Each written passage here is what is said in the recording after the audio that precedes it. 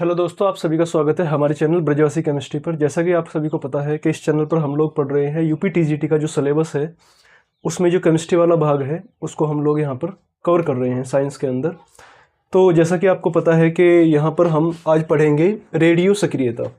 Radio सक्रियता की अगर मैं बात करूँ तो यहाँ से लगभग 4 से 5 सवाल हर बार बनते हैं। तो आपको इस चीज़ का ध्यान रखना है, ये कितना महत्वपूर्ण चैप्टर है। 5 सवाल बहुत होते हैं दोस्तों, सिलेक्शन एक एक सवाल से रुकता है। आसान सवाल आते हैं। अगर आप ये जो हम वीडियोस बनाएंगे, देखते हैं कितनी वीडियो बनती है, शायद 2 वीडियो या 3 वीडियो में ये सारा कवर हो जाएगा हमारा। तो आप इसको देखिए, इसके बिहाफ के जो सवाल प्रीवियस ईयर में आए हैं उनको आप लगाइए, तो आपके जो सवाल भविष्य में बनेंगे वे भी सब सोल्व हो जाएंगे।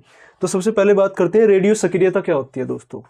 देखिए, रेडियो सक्रियता का मतलब आता है जो हमारा परमाणु होता है, परमाणु के अंदर जो नाभिक है, अगर हमारे परमाणु का जो नाभिक है वो स्थायी अगर हो तो स्थायी नाभिक जो होता है वो जैसा है वो वैसा ही रहता है समय के साथ। लेकिन अगर हमारा जो परमाणु का नाभिक है अगर वो अस्थायी हो, बताऊंगा कैसे अस्थायी होता है।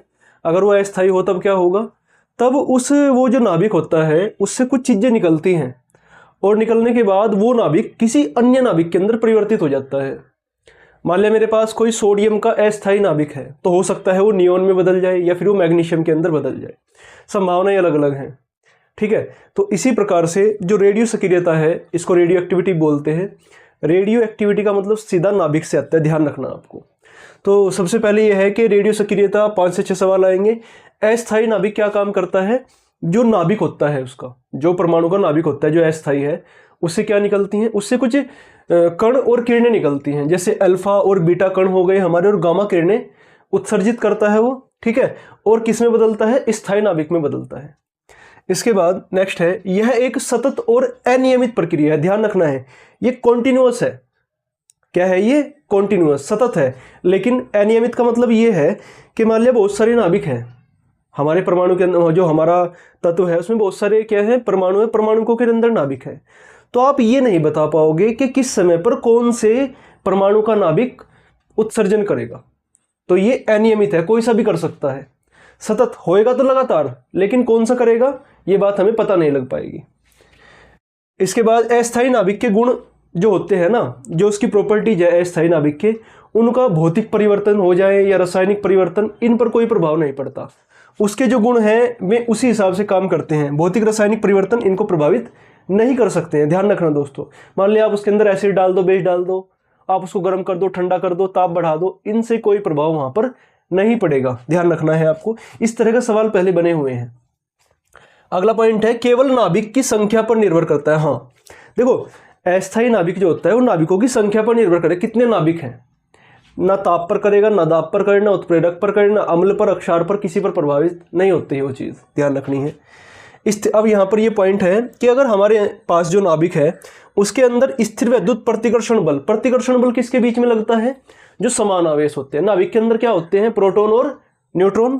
भाई हमारा अगर नाभिक है तो नाभिक के अंदर क्या होते हैं, नाभिक के अंदर होते हैं प्रोटॉन प्लस न्यूट्रॉन होते हैं। भाई एक प्रोटॉन थोड़ी हो सकते हैं ज़्यादा प्रोटॉन हो, तो प्रोटॉन और प्रोटॉन के बीच में तो लगता है प्रतिकर्षण। अगर हमारे पास क्या है, प्रोटॉन और प्रोटॉन है, तो ये एक दूसरे को क्या करेंगे, प्रतिकर्षित। और यदि हमारे पास क्या हो, प्रोटॉन न्यूट्रॉन हो या न्यूट्रॉन न्यूट्रॉन हो, भाई प्रोटॉन न्यूट्रॉन तो उदासीन है तो कोई प्रतिकर्षण करेगा ही नहीं। तो जो नाभिक के बल है वो प्रोटॉन और न्यूट्रॉन के मध्य, न्यूट्रॉन के मध्य काम करता है। प्रतिकर्षण कहाँ काम करता है, ये आकर्षण बल की बात कर रहा हूं मैं। प्रतिकर्षण बल कहाँ काम करता है, प्रोटॉन के मध्य। तो अगर हमारा प्रतिकर्षण बल नाभिक के बल के बराबर हो जाता है तो हमारा नाभिक कैसा होता है, स्थायी नाभिक होता है, ध्यान रखेंगे। इसके बाद स्थिर वैद्युत प्रतिकर्षण बल यदि नाभिक के बल के बराबर ना हो तो हमारा जो नाभिक हो जाएगा, जो परमाणु का नाभिक है वो कैसा रहेगा, अस्थायी रहेगा नाभिक। ये बात ध्यान रखेंगे। अगला पॉइंट है रेडियो सक्रियता। अब ये जो रेडियो सक्रियता कंसेप्ट है, इसकी खोज किसने की थी, शुरुआत में सवाल इसके ऊपर पहले आया हुआ है, ये थे हेनरी बेकुरल। हेनरी बेकुरल ने क्या किया था, यूरेनियम का जो लवण होता है उसके अंदर एक्सीडेंटली किसकी खोज की गई थी, मतलब दुर्घटनापूर्ण खोज होती है नहीं, वो किसकी थी यूरेनियम लवण की, तो किसकी खोज थी? रेडियो सक्रियता की खोज की थी हेनरी बेकरल। इतना सा आता है, आपको ये ध्यान रखना है। इसके अलावा दो नाम और याद रखने हैं, मेरी क्यूरी और पियरे क्यूरी ने यूरेनियम का जो अस्त था, पिच ब्लेंड बोलते हैं जिसको, पेपर में बनते हैं कि यूरेनियम का लवण कौन, यूरेनियम का अयस्क कौन सा है? Pitch blend. अयस्क का मतलब तो जानते हो ना, अयस्क, अयस्क को अंग्रेजी में और कहते हैं। अयस्क वो होता है जिसमें कम खर्च में ज्यादा मात्रा में धातु निकलती है। इसमें क्या किया इन्होंने, पिच ब्लेंड में रेडियम और थोरियम, दो तत्व हैं रेडियम और थोरियम, ये भी रेडियो सक्रिय ही हैं। इनकी खोज की थी किसने? मेरी क्यूरी और पियरे क्यूरी ने। इसके बाद अब जो ये सारा तामझाम है वो किसकी वजह से हो रहा है? अल्फा बीटा और गामा किरणों की वजह से। अब ये अल्फा बीटा गामा किरणें क्या है, इनके ऊपर तो आप देखोगे प्रीवियस ईयर में बहुत सारे सवाल बने हुए हैं। तो सबसे पहले देखते हैं अल्फा कण, अल्फा पार्टिकल बोलते हैं इसको। अल्फा पार्टिकल है क्या दोस्तों? अल्फा पार्टिकल होता है जो हमारा हीलियम होता है ना, हीलियम, हीलियम कैसी गैस है? अक्रिय गैस, नोबल गैस भी बोलते हैं। अगर मैं क्या काम करूं, जो हीलियम है, हीलियम के पास 2 प्रोटॉन है, 2 न्यूट्रॉन है और 2 ही इलेक्ट्रॉन है। अगर मैं क्या काम करूं, उसके 2 इलेक्ट्रॉन को बाहर निकाल दूं तो क्या बचेगा? हीलियम +2। तो जो हीलियम +2 होता है यही होता है अल्फा कण, अल्फा पार्टिकल होता है। यानी कि हीलियम परमाणु का जो नाभिक है उसी को हम बोलते हैं अल्फा पार्टिकल। सवाल कैसे बन सकता है कि अल्फा पार्टिकल पर कितना आवेश होता है? तो अल्फा पार्टिकल पर +2 आवेश होता है, ये बात ध्यान रखेंगे। इसको प्रदर्शित करेंगे ऐसे या फिर ऐसे। यहां पर मैंने परमाणु क्रमांक लिख दिया, यहां परमाणु भार लिख दिया। अब अल्फा कण के अंदर क्या क्या होता है, जैसे मैंने आपको बताया 2 प्रोटॉन और 2 न्यूट्रॉन होते हैं अल्फा कण के अंदर। अगर हीलियम की बात करें, हीलियम के नाभिक मतलब जो हीलियम है प्रॉपर, उसमें तो सारी चीजें हैं, लेकिन हीलियम +2 उसमें 2 प्रोटॉन और 2 न्यूट्रॉन होंगे, इसको अल्फा कण कहते हैं। अब अल्फा कणों का अगर वेग की बात करें कितना है, तो 1 × 10⁷ मीटर प्रति सेकंड, यानी कि प्रकाश की चाल से कम इनकी चाल होती है। चाल कम की होती है क्योंकि इनका वजन ज्यादा होता है। इनके अंदर जो द्रव्यमान है या भार है उसकी वजह से क्या होता है, इनकी जो चाल है थोड़ी कम होती है। चाल या वेग जो भी है, वेग के अंदर दिशा जाती है। अल्फा कण भेदन क्षमता न्यूनतम होती है। अब भेदन क्षमता न्यूनतम क्यों है? ये भी वही है, इनका जो द्रव्यमान है या भार है वो क्या है दोस्तों, वो कम है। क्योंकि भाई 2 प्रोटॉन 2 न्यूट्रॉन काफी वजन हो गया ना। अब कहोगे सर ये तो बहुत कम है। अरे भाई, हम यहाँ पर अगर तुलना करें अल्फा बीटा और गामा की, तो इनके मुकाबले इसका वजन थोड़ा ज्यादा है, इसका द्रव्यमान ज्यादा है। अगर द्रव्यमान ज्यादा होगा तो इनकी भेदन क्षमता, भेदन क्षमता का मतलब है कितनी बड़ी शीट के आर पार निकल सकती हैं ये, वो कम है। लेकिन अल्फा कणों की आयनीकरण क्षमता सर्वाधिक है। क्यों है भाई? कोई पूछ ले क्यों है, तो इनके ऊपर आवेश के कारण। इन पर कितना आवेश है? प्लस का 2 आवेश होता है ना, इसके लिए इनकी जो आयनीकरण क्षमता है वो सर्वाधिक होती है इनके मुकाबले, बीटा और गामा के मुकाबले। अब जो बीटा कण है, बीटा कण का क्या खेल है भाई? देखो, नाभिक से निकलने वाले ऋणावेशित कण, ध्यान रखना, बीटा कण जो है वो इलेक्ट्रॉन के समान जरूर है, लेकिन वो बाह्यतम कोश से नहीं निकलता। वो कहां से निकलता है? वो निकलता है नाभिक से। अब कहोगे सर नाभिक के अंदर इलेक्ट्रॉन कहां से आ गया? देखो, हमारे पास क्या होता है? न्यूट्रॉन नाभिक में होता है। तो कुछ कभी स्थिति ऐसी बनती है कि जो न्यूट्रॉन है, अभी न्यूट्रॉन क्या है? उदासीन। तो न्यूट्रॉन क्या करता है? अपने आप को प्रोटॉन और इलेक्ट्रॉन में बदल सकता है। बदलेगा तो क्या होगा? एक तो ऊर्जा मिलेगी हमें, और एक मिलता है एंटी न्यूट्रिनो। ध्यान रखना है, एक क्या मिलेगा? Anti neutrino. ना तो इसमें द्रव्यमान होता है, ना इस पर कोई आवेश होता है। ये बस क्या है, बैलेंस करने के लिए होता है, जो मोमेंटम वगैरह होता है उसको, संवेग को संरक्षित करने का काम करता है। तो ध्यान रखना है, बीटा कण कहां से निकलता है? नाभिक से। नाभिक में कहां से आएगा? न्यूट्रॉन अपने आप को जब बदलेगा प्रोटॉन और इलेक्ट्रॉन के अंदर, तब आता है बीटा कण। ठीक है। अब बीटा कणों का जो वेग है वो है 2.5 × 10⁸ मीटर प्रति सेकंड। अच्छा, एक चीज और, जो बीटा कण है वो इलेक्ट्रॉन के समान है। अब इलेक्ट्रॉन के गुण तो आपको पता है, इलेक्ट्रॉन पर 1 इकाई ऋणावेश होता है, वो सब चीजें। इसके बाद है गामा किरण। अब ये जो गामा किरण होती है ये क्या है? गामा किरण के अंदर कोई द्रव्यमान नहीं होता, ना ही इन पर कोई आवेश होता है। ये क्या होती हैं? ये उच्च ऊर्जा की विद्युत चुंबकीय तरंग होती है। जैसे आपने हल्क मूवी देखी हो अगर, तो हल्क मूवी के अंदर जो हल्क बना था उस पर गामा किरणों की ही बुछार हुई थी। ठीक है, गामा किरणें बहुत खतरनाक होती है, कोई अगर इनके संपर्क में आ जाए तो जल्दी ही उसकी मृत्यु हो जाती है। अब उच्च ऊर्जा की विद्युत चुंबकीय तरंगे हैं। अब आवेश और तरंग, इसमें आवेश और द्रव्यमान तो होता ही नहीं है। अगला पॉइंट ये, इनका वेग जो है वो प्रकाश के वेग के बराबर है। जो प्रकाश की चाल है वही होती है गामा किरणों की चाल। अब अगला पॉइंट है इनकी भेदन क्षमता सर्वाधिक होती है। देखो, जिसके अंदर द्रव्यमान होगा कम, ये तो ऊर्जा ही है, इसके अंदर द्रव्यमान कहाँ कुछ भी नहीं है, तो भेदन क्षमता इनकी सर्वाधिक होती है। एक मोटी से मोटी चद्दर के आर पार निकल सकते हैं, लोहे की चादर के आसपास ही। ठीक है, तो ये बात ध्यान रखनी है। अब दूसरा पॉइंट इसमें आ जाएगा आयनीकरण क्षमता। अब क्योंकि इनके पास आवेश नहीं है तो ये आयनीकरण क्षमता इनकी कम होती है। अब मैंने यहाँ पर 2 पॉइंट बनाए हैं, भेदन क्षमता और आयनीकरण क्षमता। पहले भी आए हुए हैं, आगे भी आएंगे। भेदन क्षमता जो है वो सर्वाधिक किसकी होगी, बताओ आप लोग।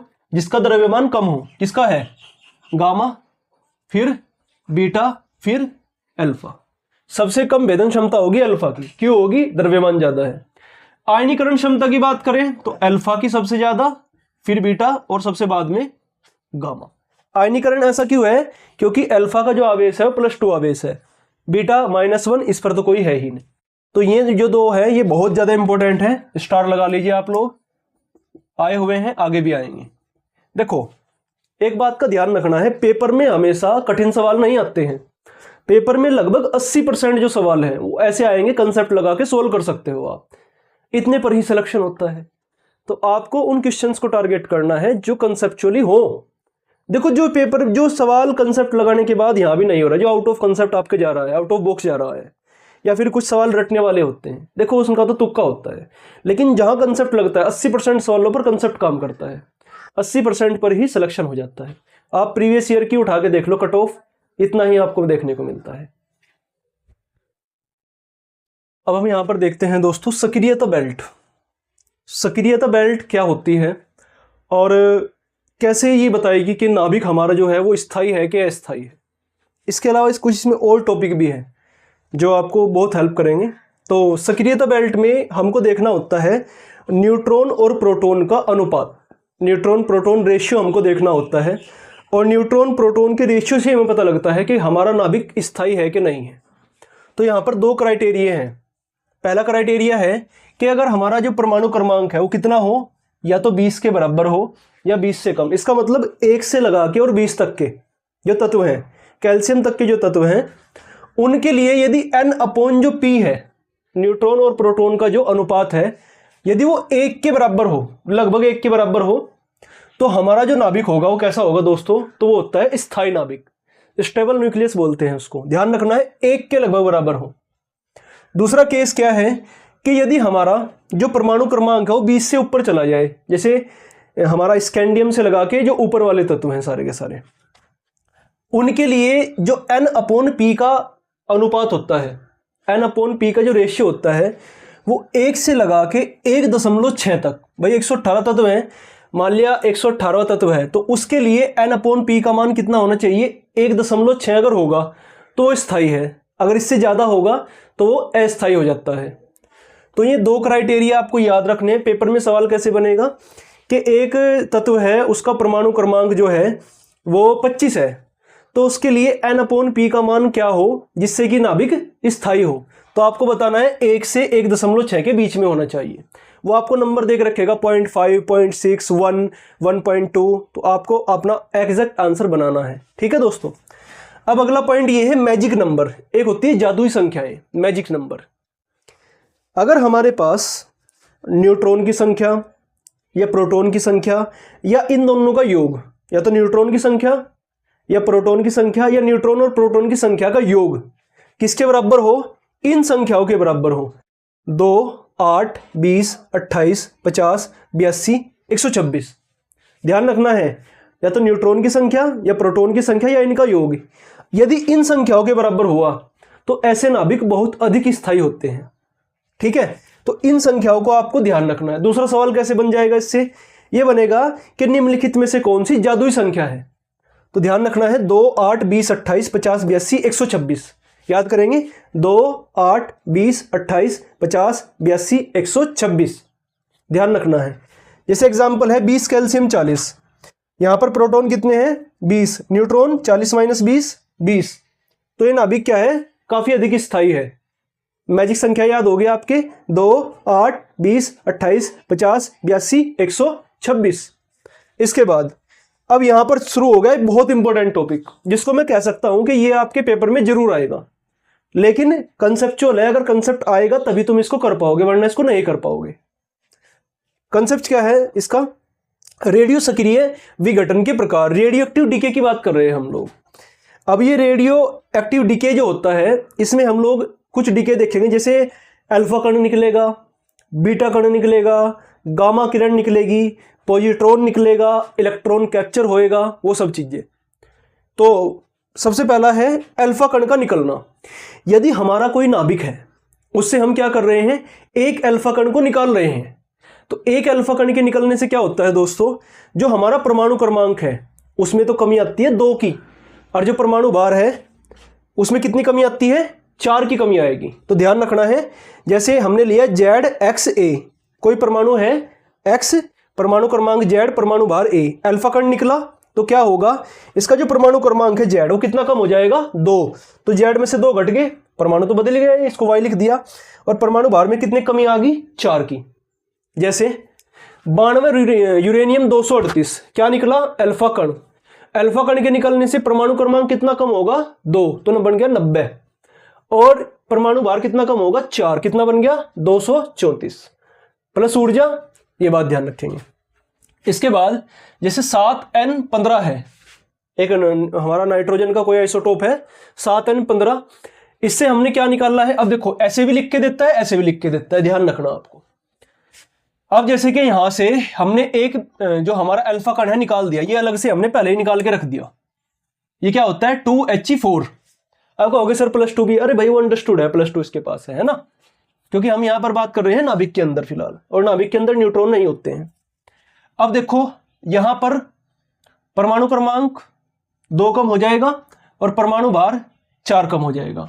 अब कहोगे सर ये आपने ऐसे लिख दिया है, इसको थोड़ा समझाओ। देखो कभी कभी क्या होता है, इस तरह की रिएक्शंस भी सोल्व करने के लिए आती हैं, जिनमें आपको मान लिया इसने ये दे दिया कि भाई 7N15 है और इसमें से हमने एक अल्फा कण निकाल दिया 2He4। अब बताओ इसमें क्या बनेगा। तो आपको ध्यान क्या रखना है कि 2He4 निकालना है, तो यहां पर हम लिखेंगे ये 7 है, तो हमको यहां भी 7 ही बनाना है बराबर। देखो दोनों तरफ परमाणु भार भी बराबर होने हैं और परमाणु क्रमांक भी बराबर बनाने हैं हमको। जैसे मैंने यहां पे लिख दिया है 5, बोरोन 11। अब देखो 5 और 2 कितने हो गए, 7, ये 7 के बराबर है। इधर देखो 11 और 4 15, ये भी 15 है। इस बात का आगे मैं आपको सिखाऊंगा कि नाभिक की अभिक्रिया को संतुलित कैसे करते हैं, वहां का सवाल है ये, तो आपको ध्यान रखना है। अगला पॉइंट है बीटा कण निकलना। देखो बीटा कण क्या होता है, मैंने आपको बताया थोड़ी देर पहले। बीटा कण निकलता है कहां से, नाभिक से। जब हमारा जो न्यूट्रॉन है वो किस में बदलता है, प्रोटॉन में, और किसके अंदर, इलेक्ट्रॉन के अंदर। तो यहां पर क्या होगा, अब यहां पर आप ओवरऑल चेक करो, 1 - 1 0, 1 + 0 1। आपको ये योग है ना, इनको बराबर बनाने होते हैं, ये नाभिक संतुलित नाभिक की अभिक्रियाएं होती हैं इस प्रकार से।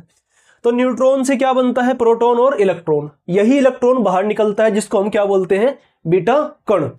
अब इसके निकलने से क्या होता है, परमाणु क्रमांक में 1 की वृद्धि हो जाती है। क्यों होगी, क्योंकि माइनस होता है ना। जैसे ही न्यूट्रॉन बदला तो न्यूट्रॉन के बदलने से क्या होगा, वो प्रोटॉन में बदल गया और एक इलेक्ट्रॉन वहां से निकल के भाग गया। अब क्योंकि इलेक्ट्रॉन जो है वो हमारे परमाणु भार में कोई चेंज नहीं लाता है, तो परमाणु भार तो हमारा रहेगा सेम, और परमाणु क्रमांक में 1 की क्या हो जाएगी, वृद्धि, क्योंकि हमारे पास एक एक्स्ट्रा प्रोटॉन आ गया है। किससे बना प्रोटॉन, न्यूट्रॉन से। ठीक है, देखो जैसे ZXA है, बीटा कण निकला। अब क्या होगा, यहां पर जो Z है उसमें 1 जोड़ देंगे और ये जू का तू रहेगा E। और ये क्या होता है, इसको मैंने बताया था आपको, एंटी न्यूट्रिनो होता है ये क्या होता है, एंटी न्यूट्रिनो, कोई चार्ज नहीं है, कोई आवेश नहीं है। अब आगे देखो, जैसे 7N15 है, हमने क्या किया, एक बीटा कण निकाल दिया, इसको मैंने नाभिक की अभिक्रिया के रूप में लिखा है। देखो अब जैसे ही 1 निकलेगा तो परमाणु क्रमांक बढ़ जाएगा हमारा। परमाणु क्रमांक बढ़े, कितना हो गया, 8। 8 किसका होता है, ऑक्सीजन का। अब ये 15, यहां भी 15 ही रहेगा। अब देखो 8 में से 1 गया, 7, बराबर हो गए 7, 15, 15 + 0 15। ठीक है, तो इस प्रकार से ये क्या होती है, बीटा कण के निकाल दिया हमने। इसके बाद है पॉजिट्रॉन। पॉजिट्रॉन क्या होता है, पॉजिट्रॉन होता है +1 E0। ये एंटी पार्टिकल होता है किसका, इलेक्ट्रॉन का। जब पॉजिट्रॉन निकलेगा, कहां से निकलेगा, पहली बात तो ये भी कहां से निकलता है, नाभिक से ही निकलेगा। ये सारी चीजें नाभिक से ही निकल रही हैं दोस्तों। तो परमाणु क्रमांक में किस चीज की कमी हो जाएगी? एक की, क्योंकि भाई ये कहीं ना कहीं क्या है, ये +1 है, ये ऐसा है जैसा हमारा एंटी पार्टिकल है, क्योंकि इसमें मास नहीं है ना, ठीक है। अब परमाणु भार में कोई परिवर्तन नहीं होता है, वो झुका तो ही रहेगा। अब क्या है, जैसे मेरे पास एक प्रोटॉन है, जब एक प्रोटॉन अपने आप को न्यूट्रॉन में बदलता है, आप कहोगे सर क्या ही पढ़ा रहे हो, न्यूट्रॉन प्रोटॉन में बदल रहा है, इलेक्ट्रॉन में बदल रहा है। हाँ भाई ऐसा होता है, और आपको ऐसा करना पड़ेगा सिलेक्शन लेने के लिए, हमको ये सारी चीजें सीखनी पड़ेंगी। तो प्रोटॉन न्यूट्रॉन में बदला और क्या निकल गया? एक पॉजिट्रॉन। अब जोड़ करके देखो, ये 1 1 + 0 1, ठीक है, ई, और यहां पर निकलता है न्यूट्रिनो। जब भी एक पॉजिट्रॉन बनता है तो वहां पर निकलता है एक न्यूट्रिनो, और जहां पर बीटा कण निकलता है वहां पर क्या निकलता है? वहां पर निकलता है एंटी न्यूट्रिनो। चलो, इसके बाद 7n15 में से हमने क्या किया? एक पॉजिट्रॉन बाहर निकाल दिया। पॉजिट्रॉन के निकलने से क्या होगा? पॉजिट्रॉन के निकलने से 6c15 के अंदर कन्वर्ट हो जाएगा, क्योंकि यहां पर किसकी कमी आएगी? परमाणु क्रमांक में 1 की कमी आएगी, परमाणु भार रहेगा झुकातु। तो 7 से बन गया 6, और ये 15, यहां भी 15। आई होप ये बात आपको समझ में आई है, आगे ना समझ में? ठीक है। अब आगे है हमारे पास गामा किरणें। देखो, गामा किरणों के निकलने से कोई खास प्रभाव नहीं पड़ता। प्रभाव किस पर पड़ता है? जो हमारा नाभिक है उसकी जो ऊर्जा है वो कम हो जाती है थोड़ी, क्योंकि गामा किरणों में ना तो कोई द्रव्यमान है ना कोई आवेश है। तो परमाणु क्रमांक और परमाणु भार में, परमाणु भार कर लेना इसको, परमाणु भार में कोई परिवर्तन नहीं आता है, नाभिक की ऊर्जा में कमी हो जाती है। बस ये बात आपको ध्यान रखनी है। ये सारी चीजें आप ध्यान से देखो, इनको नोट कर लो एक बार, ठीक है दोस्तों। लो, तो दोस्तों अब हम यहाँ पर नेक्स्ट देखते हैं इलेक्ट्रॉन कैप्चर क्या होता है। अब तक हमने लास्ट क्या पढ़ा था? गामा किरणों के बारे में। इलेक्ट्रॉन कैप्चर का मतलब क्या होता है दोस्तों? हमारा मान लिया कोई नाभिक है, अस्थायी है, तो कभी कभी नाभिक क्या काम करता है, जो नाभिक से लगती हुई के सेल होती है, के कोश होता है, उससे एक इलेक्ट्रॉन को अपने अंदर खींच लेता है। इलेक्ट्रॉन को अपने अंदर खींचेगा तो क्या होगा? जो हमारा प्रोटॉन है वो इलेक्ट्रॉन के साथ मिलकर क्या बनाएगा? न्यूट्रॉन। इसका मतलब ये है कि अगर हमें प्रोटॉन कम करने हो, प्रोटॉन की संख्या क्या करनी हो? कम, तो हम क्या काम कर लेंगे? इलेक्ट्रॉन को कैप्चर करते हैं, ध्यान रखना है। तो इलेक्ट्रॉन कैप्चर क्या होता है? नाभिक परमाणु के के कोश से, जो के कोश होता है पहले वाला, इलेक्ट्रॉन को कैप्चर कर लेता है, इसे इलेक्ट्रॉन कैप्चर कहेंगे। क्या होगा इससे? परमाणु क्रमांक में 1 की कमी आई, क्योंकि एक प्रोटॉन कम हो गया तो परमाणु क्रमांक में 1 की कमी आ गई। परमाणु भार में परिवर्तन नहीं होगा। देखो, क्योंकि परमाणु भार प्रोटॉन और न्यूट्रॉन का योग है। अब हुआ क्या है? एक प्रोटॉन न्यूट्रॉन में बदल गया, तो बात तो वही होगी, भार तो सेम ही रहना है ना, क्योंकि इलेक्ट्रॉन के भार से कोई प्रभाव नहीं पड़ता है। तो देखो यहाँ पे क्या हुआ, जैसे मेरे पास था 7n15, मैंने के कोश से इलेक्ट्रॉन कैप्चर कराया, तो परमाणु क्रमांक में 1 की कमी आ गई, कितना हो गया? 6। परमाणु भार क्या रहेगा? सेम। तो इस बात को ध्यान रखना है। सवाल अब तक बना नहीं है, बन सकता है। Okay, next. अब यहाँ पर कुछ सवाल है जो हमने अब तक पढ़ा है, ये वाला पार्ट जिसमें हमने विघटन कराए हैं, अल्फा बीटा गामा किरणों को निकाला, गामा किरणों को निकाला है, उसके भी आपके कुछ सवाल हैं। तो सबसे पहला सवाल है, एक तत्व के नाभिक से एक अल्फा कण निकला, उसके बाद 2 बीटा कण निकले, उत्सर्जित होते हैं। नए तत्व और जनक तत्व में क्या संबंध है? देखो दोस्तों ध्यान से, इस तरह के सवाल जब भी आएंगे उसके लिए आप सबसे पहले इसको लिख लो इस प्रकार से। हमने क्या मान लिया? मेरे पास तत्व है ए, इसका ए क्या है? इसको आप मान लो x, ये हो गया ZX ए के रूप में आप लिख लो इसको, ठीक है। अब हमने क्या किया? इससे एक अल्फा कण निकाल दिया।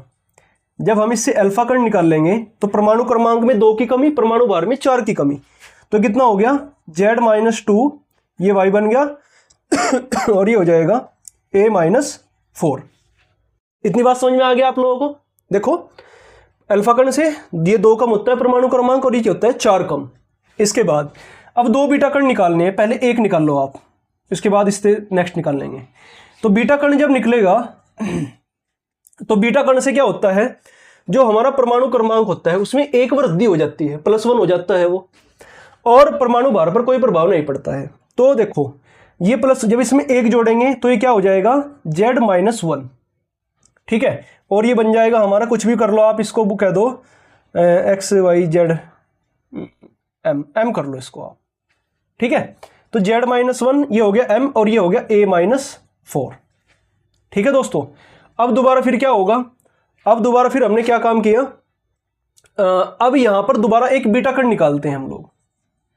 बीटा कण के निकलने से फिर से परमाणु क्रमांक में एक की वृद्धि हो जाएगी, तो ये हो जाएगा जेड, जेड बन गया दोबारा से एक्स, और ये हो जाएगा a-4। आप कहोगे सर आपने इसको x क्यों लिखा, भाई देखो परमाणु क्रमांक से ही तो हमें तत्वों के बारे में पता लगता है, तो यहां भी z है, यहां भी z आ गया। अब देखो, अब आप ध्यान करो कोई चीज, मैंने आपको क्या बताया था, समस्थानिक बताए थे ना। समस्थानिक क्या होते हैं, जिनके परमाणु क्रमांक समान हो, ये z है, ये भी z है, परमाणु क्रमांक समान हो, परमाणु भार भिन्न हो, तो ये a है, ये a-4 है। इसका मतलब ये वाला और ये वाला आपस में क्या है, समस्थानिक। ये बात समझ में आ गया आपके। इसका मतलब ये है कि एक अल्फा कण के निकलने से उसके बाद जब दो बीटा कण निकालते हैं तो हमें क्या मिल जाते हैं, समस्थानिक। अब इसको आप निकाल के देख सकते हो, ऐसे देखो बहुत सारी चीजें हो सकती हैं अलग अलग, आपको निकाल के देखना पड़ेगा क्या संबंध आता है। ठीक है, अगला सवाल देखो, 92 यूरेनियम 236 से क्या निकला, एक्स निकले अल्फा कण और वाई निकले बीटा कण। आपको क्या कहा है इसने कि एक्स और वाई ज्ञात करना है आपको। अब ये इक्वेशन लिख दी। अब देखो इसको कैसे करेंगे हम लोग। सबसे पहले आप इसके अंदर थोड़ा संशोधन कर लो। अल्फा कण को हम क्या लिख सकते हैं, 2He4, 2He4, और इसको क्या लिख सकते हैं, इसको हम लिख सकते हैं -1E0, ऐसा लिख देंगे ना। अब आप क्या काम करो, देखो सबसे पहले आप या तो x निकाल लो या y निकाल लो। इक्वेशन बनाते हैं पहले। देखो ये क्या है, 92, 92 के बराबर हम क्या लिख देंगे, 92 के बराबर हम लिखेंगे दोस्तों, इधर आओ, 82, 82 प्लस ये कितने हैं 2x, भाई x की मल्टीप्लाई यहां करो, क्या आएगा 2x। अब इसके बाद प्लस ये क्या है, y इंटू -1 यानी कि माइनस का y, और इसको हम लिख देंगे माइनस का y। एक इक्वेशन ये आ गई हमारे पास। इसको थोड़ा सिंप्लीफाई करेंगे, आएगा 2x माइनस वाई बराबर 10। भाई 92 में से 82 गए, 10 बच गए, चलो ठीक है। अब आप थोड़ा इधर आओ, अब आप ऊपर वाला केस देखो, 236 बराबर 208। भाई आपको बराबर लगाने हैं, ध्यान रखना है, ये बराबर का मतलब है 208 plus 4 into x into 4, 4x plus y into 0, 0y यानी कि 0, इसको तो लिखने कोई महत्व ही नहीं है, हटाओ इसको।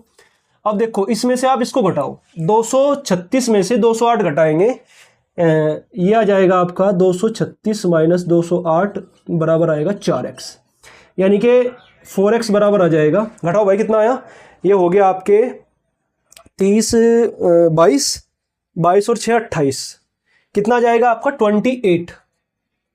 भाई 28 8 36 हो गए ना, हाँ ठीक है। तो x बराबर कितना आ जाएगा 28/4 यानी कि 7। कितना आ गया ये 7। तो अल्फा कण कितने आए हमारे पास 7। अब यहां से बीटा निकाल लो, कैसे निकाल लोगे, ये हो जाएगा 2 गुणा 7 माइनस वाई बराबर 10। तो y बराबर हो जाएगा 14 माइनस के 10 यानी कि 4। इसका मतलब ये है कि हमारे पास अल्फा कण कितने हैं 7 और बीटा कण कितने हैं 4। इस प्रकार से आपको ये सवाल सोल्व करने हैं। ये सवाल बहुत आते हैं पेपर में, बहुत बड़े बड़े एग्जाम में आते हैं। अभी हाल फिलहाल में नेट का एग्जाम हुआ है, उसमें भी ये सवाल था इस तरह का। तो कैसे करा मैंने, सबसे पहले देखो जो परमाणु क्रमांक है कितना था 92, तो परमाणु क्रमांक के बराबर मैंने परमाणु क्रमांक वाली श्रेणी को रखा। देखो जैसे 82 है प्लस 2x माइनस का y, आगे सिंप्लीफिकेशन करना है। अब यहाँ पर परमाणु भार की तरफ आओ आप, 236 बराबर 208 plus 4 into x 4x plus 0y 0, इसको मैंने लिखा ही नहीं, ठीक है। यहाँ से 7 आया और यह है 4, ठीक है दोस्तों। अब अगले सवाल की ओर चलते हैं। अगला सवाल है 8 ऑक्सीजन 18 में से एक अल्फा कण निकाल लो। 8 ऑक्सीजन 18 है, अल्फा कण निकाल लेंगे हम लोग तो क्या आएगा, तो हमारे पास अल्फा कण का मतलब है यहाँ 2 की कमी और यहाँ 4 की कमी। 2 की कमी करेंगे तो ये कितना आएगा 6, यानी क्या आएगा कार्बन 6C14। बात समझ में आ गई ना आपके, यहाँ 4 की कमी यहाँ 2 की कमी। इसके बाद एक बीटा कण निकलेगा। आपको पता है ना बीटा कण क्या होता है, बीटा कण परमाणु क्रमांक में 1 की वृद्धि, तो 7n14, परमाणु भार में कोई परिवर्तन नहीं आता। आगे चलो, फिर से एक अल्फा कण निकला। अल्फा कण निकला है, ध्यान रखना है, अल्फा कण। अल्फा कण के निकलने से परमाणु क्रमांक में 2 की कमी आ गई 5, 5 क्या होता है बोरोन। इसके बाद 4 की कमी आ गई 10, तो 5 बोरोन 10। इसके बाद हमने क्या किया, इसके बाद हमने इसमें से निकाला एक बीटा कण। तो बीटा कण के निकलने से परमाणु क्रमांक में 1 की वृद्धि आती है। तो ये हो गया 6C10। देखो ध्यान से आप लोग दोबारा, 8 ऑक्सीजन 18 था, क्या निकालना, एक अल्फा कण। अल्फा कण के निकलने से 2 की कमी आई तो ये 6 हो गया, ये हो गया 14। तो ये तो हो गया हमारा A। इसके बाद एक बीटा कण निकला, बीटा कण के निकलने से परमाणु क्रमांक में 1 की वृद्धि, तो 6 और 1 7 और ये 14 जुका तो ये हो गया हमारा B। इसके बाद एक अल्फा कण फिर निकला, परमाणु क्रमांक में 2 की कमी, परमाणु भार में 4 की कमी, तो 5 बोरॉन 10, तो ये हो गया हमारा C। इसके बाद एक बीटा कण निकला फिर से, बीटा कण के निकलने से क्या होता है, हमारे परमाणु क्रमांक में 1 की वृद्धि हो जाएगी, परमाणु भार में परिवर्तन नहीं होता कोई भी, तो ये हो गया 6C10। ये स्थायी है, अस्थायी, हमें इससे फर्क नहीं पड़ता, हमें तो क्वेश्चन करना था। ठीक है दोस्तों, तो ये आई होप आपको ये सारी चीजें समझ में आ गई होंगी। इसके बाद नेक्स्ट चलते हैं, अगला सवाल है निम्न अभिक्रियाओं को संतुलित करो। मैंने आपको बताया था संतुलित करने के लिए क्या होता है, जो परमाणु क्रमांक है वे परमाणु क्रमांक के बराबर होंगे, परमाणु भार के बराबर होंगे। अब देखो ये है 11 सोडियम 24, ये है 12 मैग्नीशियम 25। तो यहाँ क्या हुआ होगा, ध्यान से देखो आप लोग, मेरे को दिखाई दे रहा है यहाँ पर एक प्रोटॉन का खेल है सारा का सारा। यहाँ पे क्या है, 1 और 1, ये 1 और 11 12, 24 और 1 25। अब देखो ये क्या है, 7N15, 7N15 है, ये है 8 ऑक्सीजन 15। इसका मतलब यहाँ क्या खेल है, यहाँ एक घटा दो और एक घटाने का मतलब है ये क्या है, बीटा कण है भाई। 8 में से 1 गया 7 और 15 और प्लस 0 करेंगे तो 15 ही रहेगा। आगे देखो 0N1 से प्रोटॉन बनाया है, मैंने क्या बताया था आपको, ऐसा कब होगा, जब बीटा कण निकले। अब देखो 0N1 है, ये परमाणु क्रमांक, ये परमाणु भार, परमाणु क्रमांक 1 - 1 0, ये भी 0, और ये 1 + 0 1, ये भी 1। ठीक है दोस्तों, तो इस प्रकार आपको ये सवाल करने हैं। देखिए आप इसको नोट कीजिए। तो दोस्तों अब हम यहाँ पर देखते हैं जो हमारा रेडियो सक्रियता है उसके विघटन के कुछ नियम होते हैं। रेडियो सक्रियता विघटन के नियम मतलब कैसे ये जो प्रोसेस होता है विघटन का वो किस प्रकार से होता है, इसके कुछ नियम है। इन नियम से न्यूमेरिकल भी बनता है और थ्योरी का सवाल भी आता है। 2021 में थ्योरी का सवाल बना था, हो सकता है अब की बार न्यूमेरिकल का सवाल बनाए। तो आप यहाँ पर ध्यान से देखिए दोस्तों, सबसे पहला क्या है कि जो रेडियो सक्रियता के विघटन के नियम हैं वो किसने दिए थे दोस्तों, ये दिए थे रदरफोर्ड और सोडी ने। पहला पॉइंट सवाल यहीं से बन गया कि रेडियो सक्रियता विघटन के नियम किसने दिए हैं, रेडियो ये हमारा है रदरफोर्ड और सोडी। अगला पॉइंट है, देखो जो ये विघटन होता है ये एक रैंडम प्रोसेस है दोस्तों। रैंडम का मतलब होता है यादृच्छिक, मतलब कि कौन सा नाभिक होगा नहीं बता सकते, संभावना है, प्रोबेबिलिटी होती है बस। तो इसमें हम ये नहीं बता पाएंगे कौन सा नाभिक का अक्षय कब होगा, पहले नहीं बता सकते, ठीक है ना। इसके बाद क्या है, जो नाभिक का अक्षय होता है उसमें 0 से लगा के इन्फिनिटी तक का समय लगता है, अनंत समय इनके बीच में जो समय लगता है वो होता है। अगला पॉइंट है रेडियो सक्रियता नाभिकों के जो विघटन की दर होती है और जो हमारे पास अवेलेबल नाभिक होते हैं उनकी संख्या के समानुपाती होती है, उपस्थित अविघटित नाभिकों की संख्या के समानुपाती होती है, ठीक है ना। इसके यहाँ पर देखो ये 3 फॉर्मूले बहुत इंपॉर्टेंट हैं दोस्तों, ये 3 फॉर्मूले आपको ध्यान रखने, ये 4 पॉइंट्स और आगे ये फॉर्मूले। सबसे पहला फॉर्मूला है dN/dt बराबर -λn। अब यहाँ पर dN/dt क्या है, देखो यहाँ पर जो n है, n तो है हमारे पास अविघटित नाभिकों की संख्या, ठीक है। जो निगेटिव साइन मैंने यहाँ पर लगाया है इसका मतलब क्या है, नाभिकों की संख्या लगातार क्या हो रही है, कम हो रही है, घट रही है। लैम्डा क्या है, विघटन स्थिरांक, अक्षय स्थिरांक, अक्षयांक, 3 प्रकार से बोलते हैं। इसकी यूनिट आपको ध्यान रखनी है दोस्तों, विघटन स्थिरांक की यूनिट क्या होती है, समय की घात -1। ये पॉइंट क्लियर हो गया आपको, दोबारा इनको ध्यान से कई बार पढ़ना है आप लोगों को। अगला फॉर्मूला है n बराबर n0 e⁻ λt। देखो इनके डेरिवेशन थे प्रॉपर, लेकिन जरूरत नहीं है, हमको डायरेक्ट फॉर्मूला याद करना है। n बराबर क्या है, n बराबर है हमारे पास अविघटित नाभिकों की संख्या। n0 का मतलब है कि प्रारंभ में कितने नाभिक थे हमारे पास, टोटल कितने नाभिक थे। इसके बाद e चरघातांक होता है, लैम्डा आपको पता है विघटन स्थिरांक, t होता है समय दोस्तों, ठीक है। इसके बाद अगला फॉर्मूला है लैम्डा बराबर 2.303 t log 10 NO/n, ठीक है। ये फॉर्मूला आपने पढ़ा होगा जब आप कक्षा 12 में थे रासायनिक बलगतिकी में, ठीक है। ये प्रथम कोटि की अभिक्रिया का फॉर्मूला है दोस्तों, तो इस फॉर्मूले को भी आपको याद रखना है, इनके हम आगे न्यूमेरिकल करेंगे। इसके बाद है सभी रेडियो एक्टिव विघटन प्रथम कोटि की अभिक्रिया, मोस्ट इंपॉर्टेंट पॉइंट है, पूछ ले कौन सी कोटि की अभिक्रियाएं होती है, तो ये प्रथम कोटि की अभिक्रियाएं होती है। इसके बाद यहाँ पर एक ग्राफ बनता है इसका। एनओ क्या है हमारे पास, एनओ है हमारे पास स्टार्टिंग में कितने नाभिक थे, वे नाभिक लगातार कम हो रहे हैं, ठीक है, समय के साथ साथ। इसके बाद है ये वाला पॉइंट, वेरी वेरी इंपॉर्टेंट, अर्धायुकाल। देखो ये वाला जो बनाया था ना, ये चरघातांक के रूप से घट रहे हैं, ठीक है। अब ये अर्धायुकाल क्या होता है दोस्तों? अर्धायुकाल का मतलब ये है हमारे पास कि जो हमारे पास स्टार्टिंग में नाभिक थे, तो वह समय जिस पर वे नाभिक घटकर अपनी संख्या का आधा रह जाए। मान लिया शुरू में 100 थे, 1 घंटे बाद में 50 रह गए, इसका मतलब हमारा अर्धायु क्या है, 1 घंटा। अर्धायुकाल कितना है, 1 घंटा। जितनी मात्रा शुरू में थे उसकी आधी मात्रा अगर रह गई हमारे पास, तो उसका अर्धायुकाल कहते हैं, जितने समय में ये बात हुई है। तो वह समय जहां अविघटित नाभिकों की संख्या प्रारंभिक नाभिकों की संख्या का आधा हो जाती है। जैसे ये क्या है, अविघटित की, ये प्रारंभिक डिवाइड बाई 2। इसका मतलब ये हो गया कि जितने समय में ये n नॉट बाई 2 हुआ है, वही इसका अर्धायुकाल है। अर्धायुकाल और अक्षय स्थिरांक में एक संबंध होता है, विघटन स्थिरांक में एक संबंध है दोस्तों, बहुत बहुत इंपॉर्टेंट है। पिछली बार संबंध डायरेक्ट था, अब बार इसके ऊपर न्यूमेरिकल बन सकता है। टी हाफ बराबर 0.69 divide by lambda. T half अर्धायुकाल है और लैम्डा है विघटन स्थिरांक। याद कर लेना इसको, बहुत इंपॉर्टेंट है ये। आगे, किसी रेडियो सक्रिय पदार्थ का जो टी हाफ होता है का प्रारंभिक जो ये कह रहा है कि टी हाफ की किसके ऊपर डिपेंडेंस है, तो सुनो, टी हाफ नाभिकों की संख्या के ऊपर निर्भर नहीं करता है, ध्यान रखना है। यहां पर कोई नाभिकों की संख्या है, कुछ नहीं है।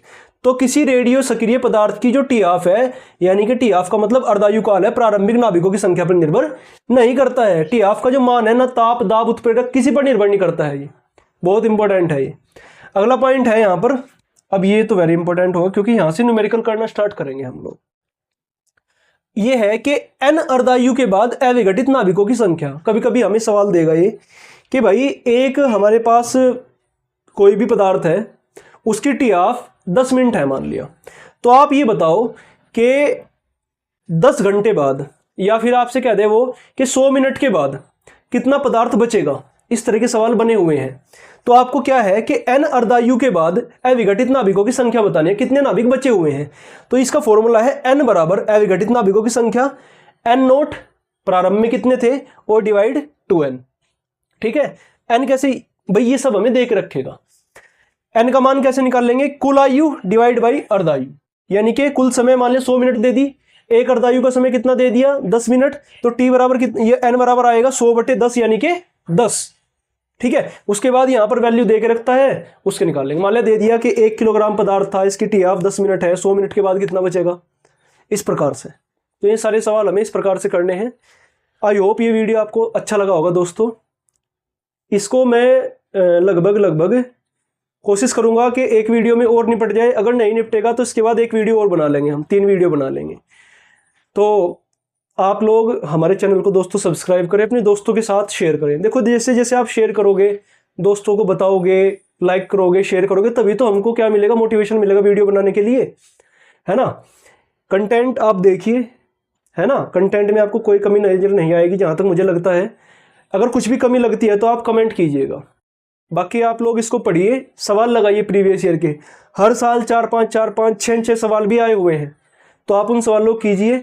ये लगभग हमारे पास सवाल बन जाएंगे 10, 12, 60, 70-80 के आसपास सवाल मिलेंगे हमको देखने को। ये तो मैं इनके सवाल भी आपको कराऊंगा, ठीक है। अभी तो मैं ये थोड़ा सिलेबस कवर कर लूँ, इसके बाद फिर हम इसके सवाल भी करेंगे, ठीक है। धन्यवाद दोस्तों।